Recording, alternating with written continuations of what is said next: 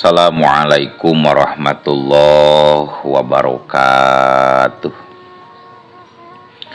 Wadia bala di mana wae ayana.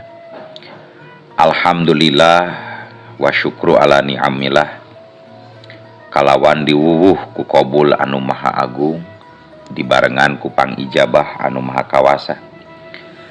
Diiring ku kadeudeuh ka Nyah Gusti anu maha suci, urang ayeuna dugi kadangat ayeuna masih keneh tiasa ditepang dangukeun deui dina acara anu matuh kamemet urang sadayana.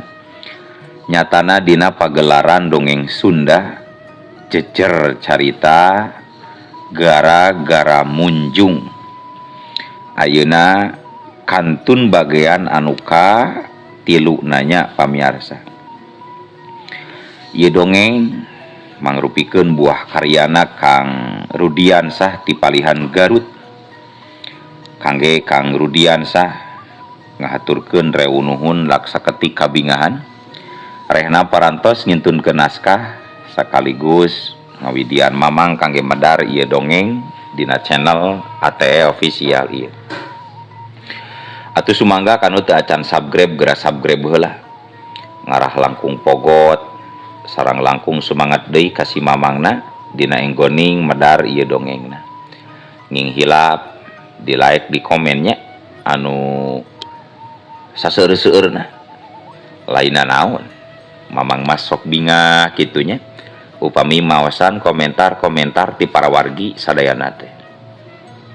Kalintang bingahna deui upami mah link video mamang ieu dipangeserkeun atanapi dipangbagikeun.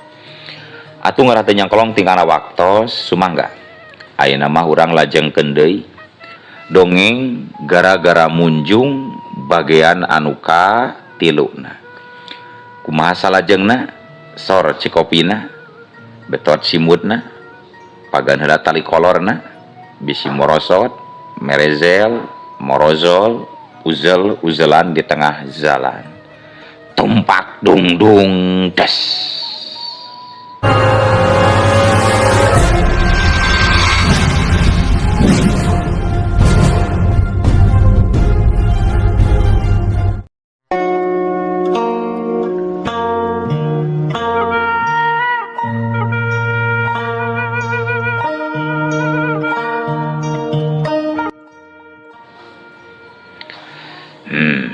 Nya kunaon hidup bet kitu geuning ngelaku ka Jang Asep itu.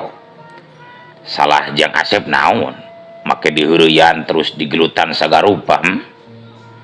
Ceuk Mang Dayat kacida bisana ngoloh hate nu jadi anakna. Leuleuy nyaritana tapi gede wibawa teu matak wani jang itu ngalawan.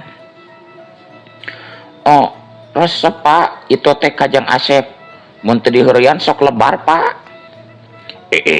Nah nyebutkeun resep sagarupa. Ari resep tapi lebar mun teu diheureuyan. Kumaha maksud hidup teh Jang? Mang Dayat jadi mesem ngadengi anakna nyarita kitu teh. Dalah Mang Kasam oge rada kagugu ku omongan Jang Ito jiga kitu. Nyeh seuri anu geuningan polos dina cumaritana teu nembongkeun sikap hiji budak anu harak. Nya pedawe Asep mah tara sakola tos ageng oge Pak. Sedengkeun apanan itu mah tos sakola. Ari Asep mah henteu. Aneh pan Pak. Ari hidup nya can waktuna we meureunan Asep kudu sakola. Atau memang meureun aya halangan.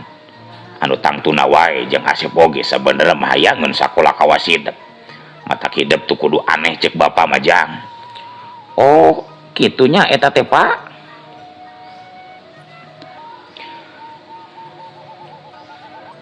Nya tak kitu pisan.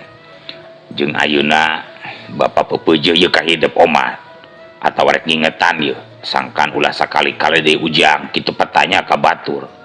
Jail ka batur jiga nu tara diwarah ku kolot wae kita cek batur teh cenah Jang.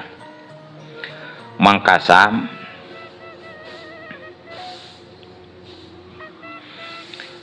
jempek ngadengi nyari jempek teu kadengi nyarita. mangkasa anu tadi jempe kadenge aya nama nyarita kieu nya ari budak Garlut mah atawa hareureuy biasa memang teu naon mah sabab geus ilaharna ngan asal ulah kamarina anting wae heureuyna malah sabalikna jadi era ieu teh yeuh kuring ari sabab rumasa geus guguluan mah. Oh henteu mangkasa henteu kuring teu boga pikiran pidinya mah lantaran ngeunaan anu jadi anak geus sabaraha kali geus kabejakeun nyieun masalah jeung babaturanana boh di sakolahana boh di ieu lembur kabeh oge nyerbutna teh cenah jigar kampung anak kuring mamang. Kieu we atunya ka Jang Ito emang miharep poma ulah nyaritakeun anu lain-lain ka Jang Asep pedah ti sakola atawa sejen-sejenna deui lantaran emang makarunya kana kayaan anak emang anu memang prihatin beda jeung budak anu sejen kayanana bisi loba ngabatin Jang cek mangkasa yakin itu bakal ngartieun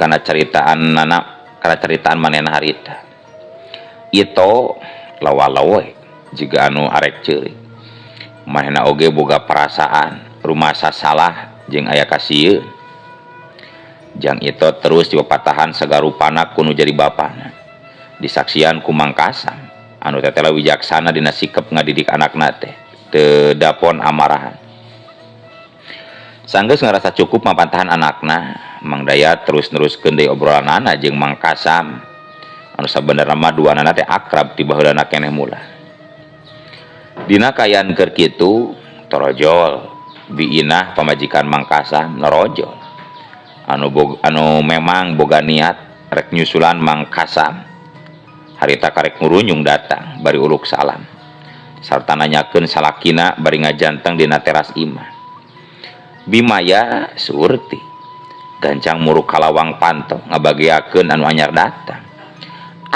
nyi ina geuning eta teh mangga kalebet nyi tuh aya Mangkasam itu tuh nuju ngobrol di tepas jeung salaki ece muhun cekap ibi kaleresan abdi teh mung saja nyusulan si akang we supaya gancang mula margi hawatos itu murang kali nuju teu darama malah ayeuna diculkeun di rompok kitu tah ce. Mang Dayat kadenge milu nemrong ngomong ti jero hampura nyiina salaki nyai terus diajakan ngobrol ieu ku umang salelila hampura. Mangkasam gancang harita nyarita ka biinah pamajikanana kela manehna sakedeung deui nya ceuk Mangkasam ngarti pamajikanana pangna datang ka dinya lantaran ngahaja nyusulan dirina gesan buru-buru balik ku kituna teu kaleket langsung be amitan ka anu boga iman teu kacaturkeun kumaha lila di jalana biinah jeung Mangkasam geus narepi weh ka imahna pok harita biinah muka deui caritaan saacan duanana muru ka kamar anakna anu keur salatibra syukur atuh Kang teu nepi ka ambek masih tahan diri biinah pangna nyarita kitu lantaran tadina mah geus salempang ti anggalna sok sieun salakina ambek ka Mang Dayat atawa ka pamajikanana gara-gara Jang Asep digelutan ku Jang Ito nepi ka ngarandapan teu ureuna boborot ku getih ngan sanggeus dijelaskeun ku Mangkasam tetela teu nepi ka nimbulkeun papaseaan biinah bungaheun hatena atunya piraku we inah kami oge boga rasa rumasa piraku kolot kudu parasea gara-gara budak onaman mah inah nya bisi we kami mah manehna sababongana waktu indit menidaria jeung ambak geningan ka tempona teh tapi tetela akang teu nepi ka kitu geningan tindakan teh ka akang pan geus ngajelaskeun piraku boga kalakuan kitu era atuh meureunnan ku batur kete kasebutna mun tindakan akang ngagugul nafsu era di jero kamar katingali Jang Asep beungeutna kesangan meni ngoprot di Barung kubiwirna anu humaragung lalaunan bangun kerenahan kanyeri tayohna bae nalika ditinggalkeun sakedeung ku indungna ngadadak awak Jang Asep ngagibrig paranas tiris bibirna rada genteul bari noroktok sagala rupa.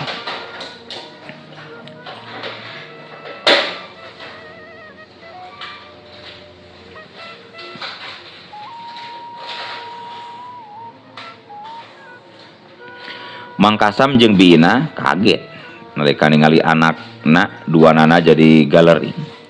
Komo sasaatna biina mah awewe lempeuh yuni mata pabari lawah riwih bijil cimata. Mang Kasam nyoba nenangkeun kaayaan. Tenang ina tenang, akang ayeuna rek ka warung meuli obat ieu tenang. Nya juk buru atuh Kang, geura indi kade poho obat paracetamol gitu. Keur budak umur 7 tahun Kang. Mang Kasam ngaleos gesan meuli obat panurun panas. Ayeuna akang ini tieu nya ieu. Boga duit teh pas-pasan 20.000 tadina mah keur meuli beas sakilueun sugan meunang. Tapi waktu Jang Asep gering mah teu bisa majar kumaha. Duit jeung meuli beas oge. Lung bae kana obat. Hirup rumah tanggana Mang Kasam jeung biina dikenjer ku rupa-rupaning gogoda patali jeung kayaan ekonomina anu sakapeung masuk aya ngarasula atawa aralna.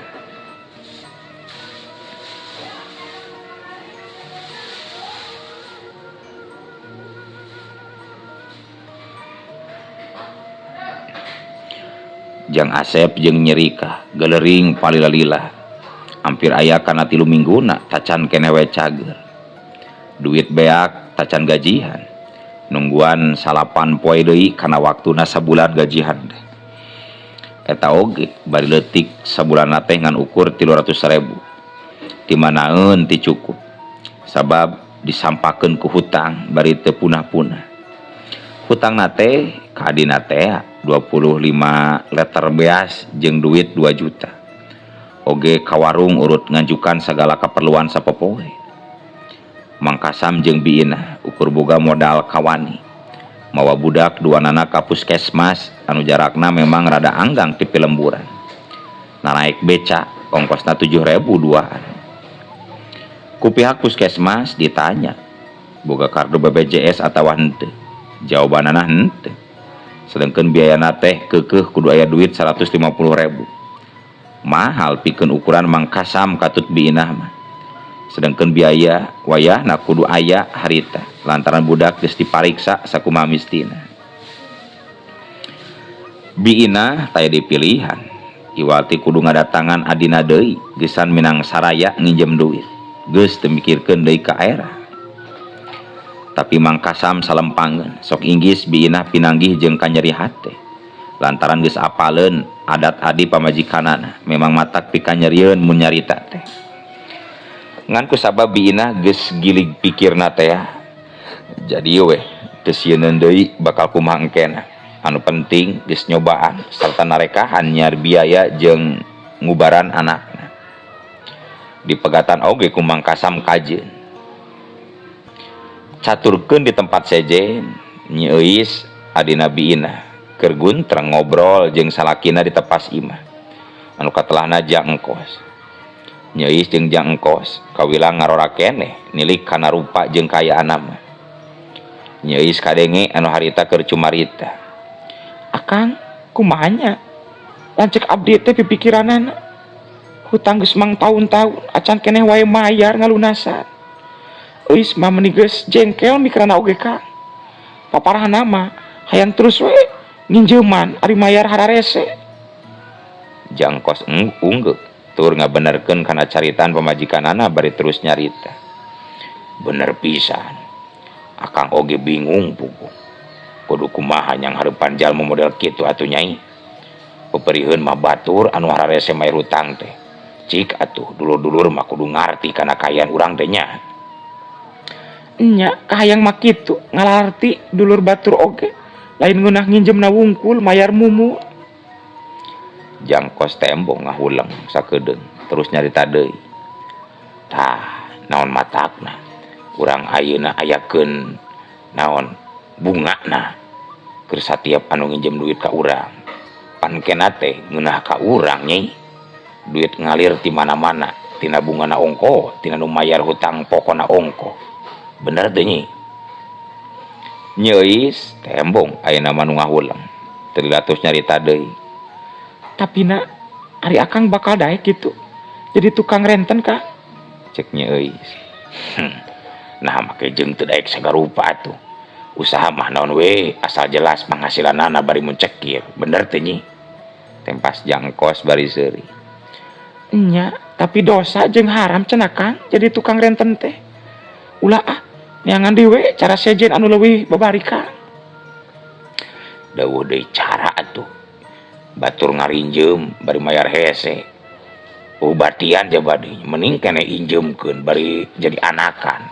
meureun moal pusing teuing ka urang teh jeung cara-cara nangan ukur eta nu ngeunah iwati ku cara kitu nu leuwih babari mah eta cenah pajarkeun dosa jeung haram sabenerna mah eta teh paling oge ti jalma munafik we jeung anu syirik ka urang nyebut dosa atawa haram teh soalna oge kabitaeun bisa we nyebutkeun karenten haram-haram ari manehan teu diung-tiung acan asa teu boga dosa pan akur haramna teh diung oge nya mata urang matong mikiran batur ah pikiran mah hirup urang we kumaha engke pikeun ka hareupna sakan hirup urang leuwih maju sarta dipikaseran ku jalma loba nyi horeng nyeuis teh boga salaki ka jalma tukang hasud sok mamatahan jeung ngajak teu bener contona harita nyeuis di pangaruhan teu bener jadi tukang renten sarta goreng akhlak goreng basana deh ngan peda eta jangkos mah boga rupa anu pantes ningali nyeuis jiga anu ngadon ngahulang can cumarita keneh jangkos gancang nyarita deui kumaha nyi satuju kana pamadagan atawa gagasan akang dieu anu disankeun ku akang nyeuis da bogo-bogo pisan ka jangkos teh mata gampang kapangaruhan jeung daek dibawa teu bener harita unggul terus ngawalon nya sok atuh abdi satuju ngayakeun syarat atawa aturan bunga pikeun anu sok nginjem duit ka urang ka cek nyeuis jangkos seuri lantaran pamaksudanana tetela disatujuan ku pamajikanana syukur atuh nyai tetela satuju oge kana gagasan atawa pamaksudan akang anu hade anu disankeun ku akang bieu cek jangkos bari marah mai paromanana nya ari abdi mah bakal satuju we kana pamaksudan akang anu hade jeung sakirana bakal ngasilkeun anu leuwih gede Kang hade tah mun kitu atuh sabab memang kudu kitu pamajikan anu bener-bener satia maka salakina teu boleh ngarojong kana pamaksudan salaki sabab cenanya mun salaki aya maksud hade heug teu dirojong kudu jadi pamajikanana teh eta sok hese majuna cenah nyi nya Kang tak kitu pisan atuh nu mata abdi oge ngarti tugas pamajikan mah memang kudu tuhu kanu jadi salaki jeung nurut tur manut sarta ngadoakeun jeung ngarojong kana unggal tindakan salaki usaha manon we asal pangabutuh hirup abdi bener-bener kacumponan ku akang tapi engke akang bakal nargetkeun bunga sabaraha sabaraha persen tina sakali anu nginjem duit ka urang Kang abdi hoyong apa kela akang mikir heula yeuh anu asak jeung jero kumaha hadena nargetkeun bunga ka setiap jalma anu sok nginjeman duit ka urang ayeuna jeung engke jangkos tembong terus ngahulang bangun anu terus mikir jero nakrana tapi sanggeus ngarasa cukup mikirna meureunan jangkos gancang nyarita deui ka nyeuis pamajikanana kieu ye nyai sanggeus dipikir dibulak-balik dipikir kalawan asa sangkan urang tetela bener-bener gede penghasilanana tina jadi tukang renten akang hayang nyokot teh 30% misalkan tina 1 juta jadi 1.300.000 can dendaan unggal bulan kudu dihitung lumayan pan gede sakitu oge urang boga bati malah ku ayana pamanggih ti akang jiga kieu taya salahna jalma sejen oge tawaran bae nginjem duit ka urang dina alasan mere nginjem keur modal usaha sangkaan nambahan deui penghasilan keur urang kitu tanya. Tapi mun jalma tara unjam injem kumaha Kang sangkan bisa ditawaran ku urang. Nya tawaran mah kumaha we hadena ku caritaan anu ngeunaheun asalna waranana we ka jalma nu boga gawe jeung simpenan barang berharga. Misalna teh manehna boga usaha sarta boga barang simpenan berharga eta mah arek ka usaha nu laleutik arek ka jalma usaha gede nya leuwih alus ku urang tawaran nginjem duit jang nambahan modalna tapi ari kanu balangsak teuing mah eueuh tempunana jiga lanceuk nyai ulah teuing ditawaran deui nu kitu mah tong dibere angguran mah anu balangsak kitu mah kudu dikieukeun ye sabab moal aya hartina nginjemkeun duit kanu balangsak kitu mah coba ka jalma aya mampuheun mayar hutang pasti kurang disita raja kayana bener teh nyi satuju kana pamanggih akang dieu. Tetela akang pinter segarupana Kang ngarti kana istilah ngarentenkeun terugi urang usaha teh diinjeman duit ku batur ari bungaan manya tapi anu nginjem ka urang ti samemehna kumaha ta Kang arek di bungaan ku urang tau moal tagih bungana ku urang sekalian. Dipuji kitu ku Nyi Euis jadi rebeh atuh liang irung jang engkos dina waktu harita.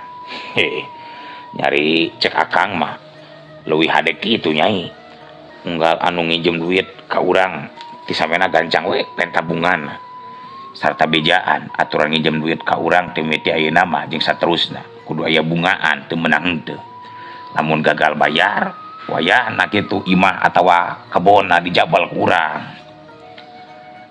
Bade ti iraha Kang eta aturan diterapkeun teh Kang. Si nyai mah nyati poe ayeuna oge eta aturan teh kudu geus lumaku atuh nyi.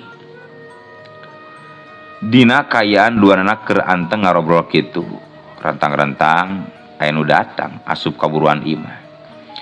Horeng biinah geuning lanceukna Nyi Euis anu rantang-rantang datang teh.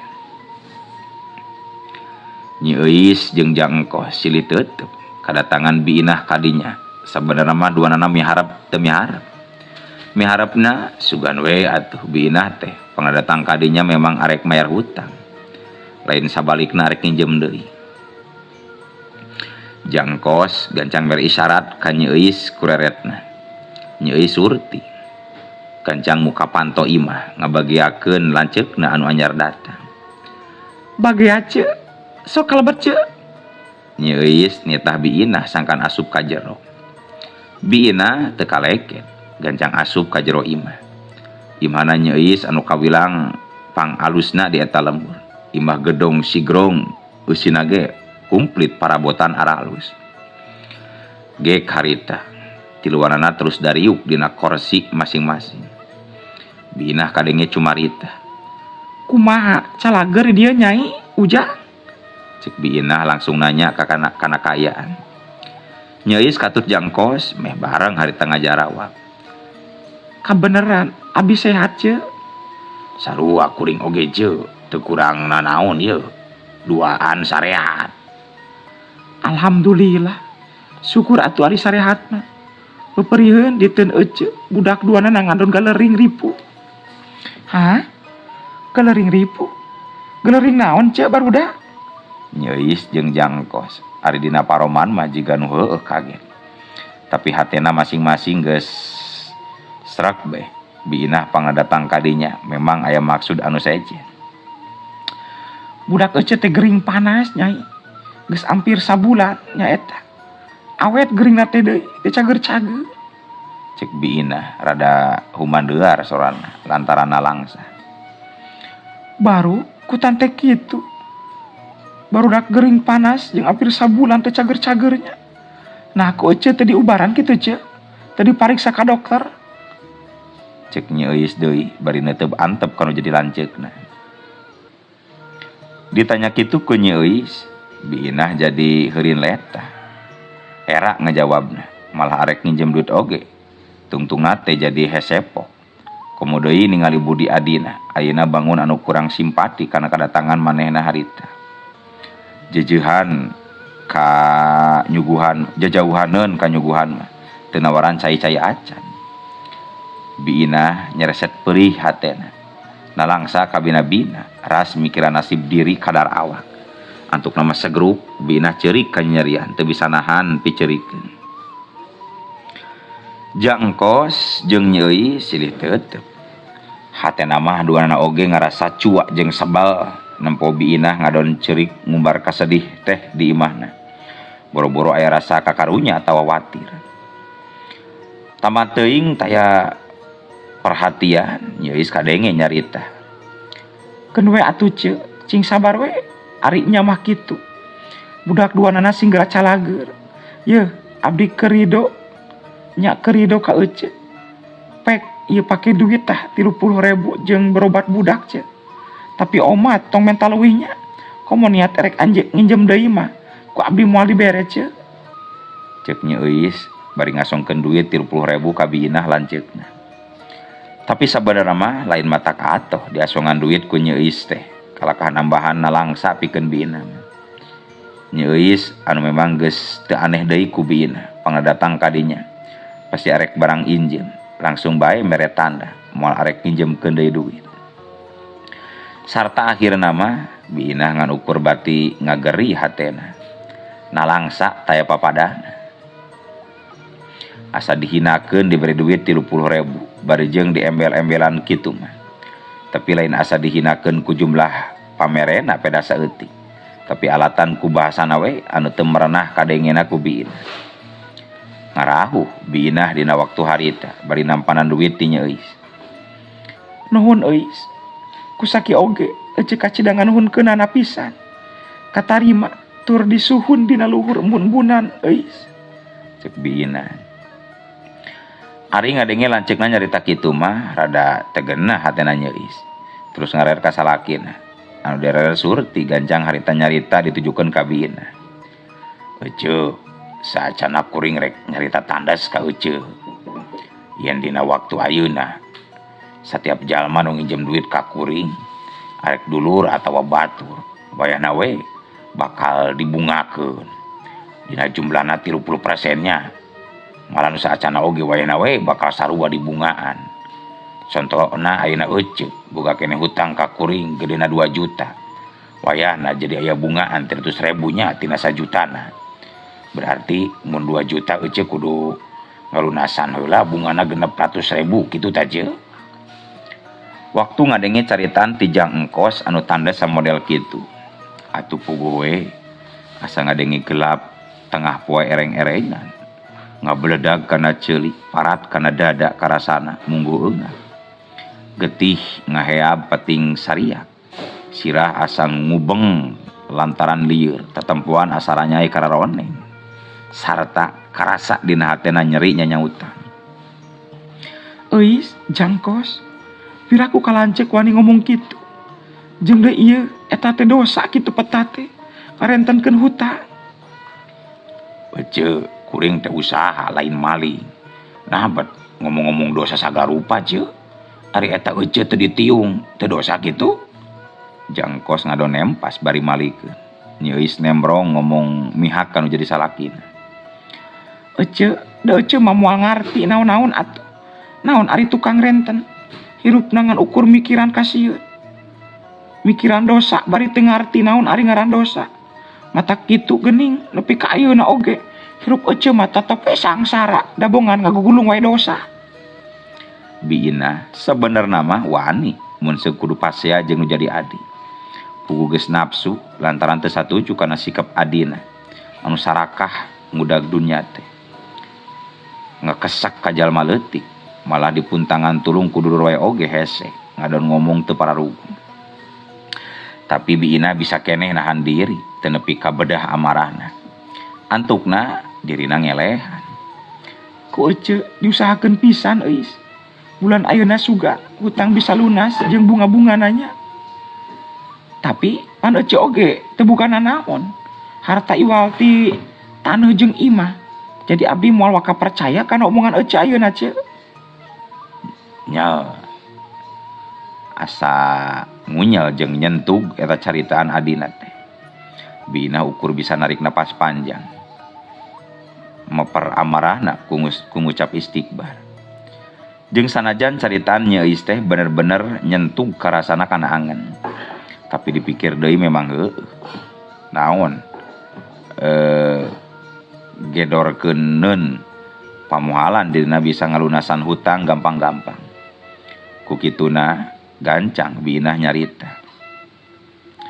Jadi ece teh ayeuna kudu kumaha atuh euy? Sagala nu diucapkeun ku euy bieu teh da bener atuh, teu bisa dibantah.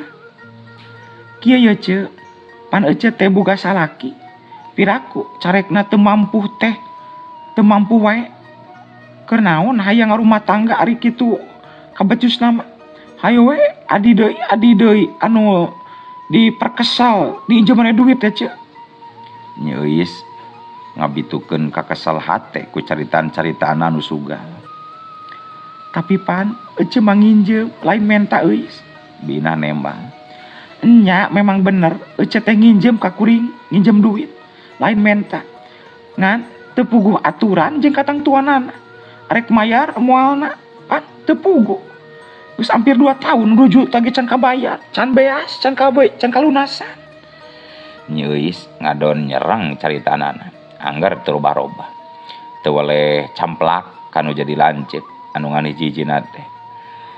Lain di ajena nu ais kalakah dihina basa.